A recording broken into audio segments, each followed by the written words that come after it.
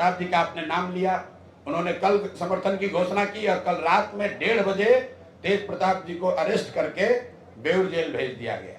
ये दिखाता है कि कितना ये लोग डरे हुए हैं। भाई कल प्रोटेस्ट हुआ, उसमें मुझे बताया गया, मुझे पूरी जानकारी नहीं है कि शायद तेज प्रताप जी भी उसमें गए थे। तो इतने बच्चे थे, उसमें एक आदमी को पकड़कर बेउर जेल में भेजने का क्या मतलब है? किस धारा के अंतर्गत उनको गिरफ्तार किया गया है, क्यों किया गया है, ये पुलिस प्रशासन को बताना चाहिए। नमस्कार, आप देख रहे हैं न्यूज कोनेशन। मैं हूं आपके साथ नरोत्तम सिंह। बांकीपुर विधानसभा उपचुनाव के बीच छात्रों के आंदोलन से बिहार सरकार के पूर्व मंत्री तेज प्रताप यादव को पटना पुलिस ने गिरफ्तार कर बेउर जेल भेज दिया है।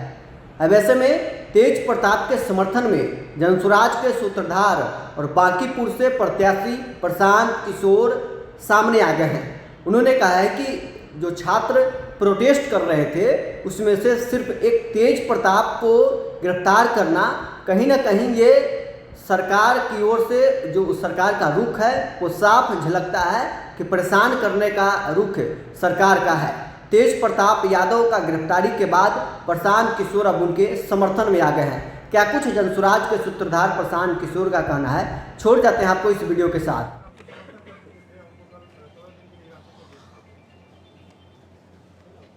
देखिए, मैंने पहले जब ये चुनाव शुरू हुआ तभी हम लोगों ने कहा है कि चुनाव जनसुराज और भाजपा के बीच नहीं है।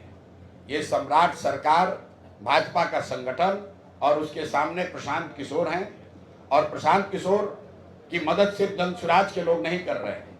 प्रशांत किशोर के साथ पूरा हर वो व्यक्ति जो बिहार में बदलाव और बेहतरी चाहता है, वो चाहे किसी भी दल का हो, भाजपा का हो, जदयू का हो, राजद कांग्रेस का हो, लेफ्ट पार्टियों के हों, कई अन्य दलों के लोग भी बिल्कुल खुलकर हम लोग की मदद कर रहे हैं। तेज प्रताप जी का आपने नाम लिया, उन्होंने कल समर्थन की घोषणा की और कल रात में 1:30 बजे तेज प्रताप जी को अरेस्ट करके बेउर जेल भेज दिया गया। ये दिखाता है कि कितना ये लोग डरे हुए हैं। भाई कल प्रोटेस्ट हुआ, उसमें मुझे बताया गया, मुझे पूरी जानकारी नहीं है कि शायद तेज प्रताप जी भी उसमें गए थे। तो इतने बच्चे थे, उसमें एक आदमी को पकड़कर बेउर जेल में भेजने का क्या मतलब है? किस धारा के अंतर्गत उनको गिरफ्तार किया गया है, क्यों किया गया है, ये पुलिस प्रशासन को बताना चाहिए।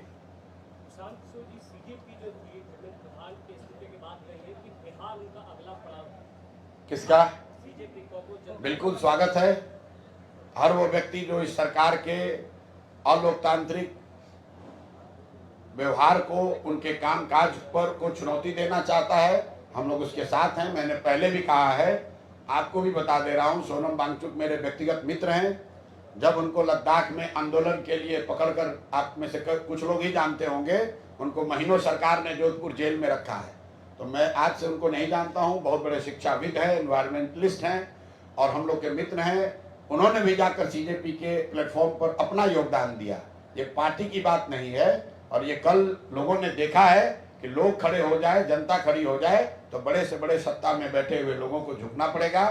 अगर सीजेपी के लोग यहाँ आते हैं, छात्रों के साथ उनके मुद्दों से जुड़कर काम करते हैं, तो उसका हम लोग स्वागत करते हैं। ये शुरुआत है अकाउंटेबिलिटी का। Accountability that is being enforced under the pressure of people. लोगों के दबाव में जवाबदेही तय होनी शुरू हुई है। मैं हमेशा कहता हूं कि इस देश में विपक्षी पार्टी कमजोर हो सकती है, विपक्ष कमजोर नहीं हो सकता है। और जो आप और हम दिल्ली में देख रहे हैं, वो प्रोटेस्ट किसी एक सोनम वांगचुक का नहीं था। वो प्रोटेस्ट में आए हुए हजारों लोग सीजेपी का झंडा लेकर नहीं आए थे। वो सामान्य वो युवा थे जो रोज रोज हो रहे पेपर लीक से, अनएम्प्लॉयमेंट से, ध्वस्त शिक्षा व्यवस्था से परेशान थे। वो किसी एक नेता के पीछे नहीं आए थे, वो अपने और अपने साथियों के लिए, बेहतर भविष्य के लिए वो आए थे वहां पर। और उसका परिणाम देखिए कि इतनी बड़ा अपने को दुनिया का सबसे बड़ा दल बताने वाली भाजपा 3 दिन के अंदर सारी हेकड़ी हवा हो गई। धर्मेंद्र प्रधान जी को जाना पड़ा, और सिर्फ जाना ही नहीं पड़ा है, आगे देखिए, ये अभी शुरुआत है, ये रुकने वाला नहीं है। डीएम से नहीं, डीएम ने तो कल गलती ही की है। डीएम ने कल ट्वीट किया है, और ये अपना आदेश जारी किया है जिसमें उन्होंने कहा है कि जीविका की महिलाएं, जीविका दीदी चुनाव में जागरूकता के लिए काम करेंगी। उसके खिलाफ कल हम लोगों ने इलेक्शन ऑब्जर्वर को जब ये नोटिस दिया तो वो आज मुझे दो साथियों ने बताया कि वो आश्चर्यचकित थे। तो अगर आश्चर्यचकित थे तो हम लोग की ये उम्मीद है कि आज इलेक्शन कमीशन उस पर, उनके जो ऑब्जर्वर्स हैं, इलेक्शन कमीशन है उसका संज्ञान लेगा और उस पर कार्रवाई करेगा। अगर कार्रवाई कल तक नहीं हुई तो कल हम लोग इलेक्शन कमीशन में जाकर उनके गेट पर जाके कल धरने पर मैं खुद बैठूंगा और मैं अपने साथियों के साथ। धर्मेंद्र प्रधान को कल हटाया गया, क्या आप उन्हीं के तरह दूसरा संघी को कल ले दिया है लोग राज्य में? मानते हैं कि शिक्षा में सुधार होगा? भैया, शिक्षा में सुधार तब तक नहीं होगा जब तक शिक्षा सरकार की प्राथमिकता का हिस्सा नहीं बनेगी। इस सरकार की प्राथमिकताओं में शिक्षा कभी रहा ही नहीं है। एक ही उनकी प्राथमिकता है कि जो शिक्षा व्यवस्था है उसमें संघ की विचारधारा से जुड़े हुए लोगों का प्रभुत्व बढ़े, उनकी भागीदारी बढ़े। तो वो एक अलग वैचारिक डिबेट है।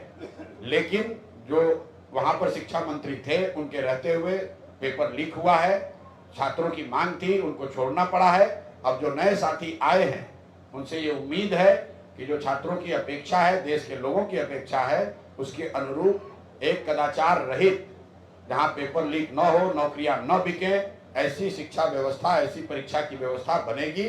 अब आगे क्या होता है वो देखना होगा, जब होगा उस पर टिप्पणी की जाएगी।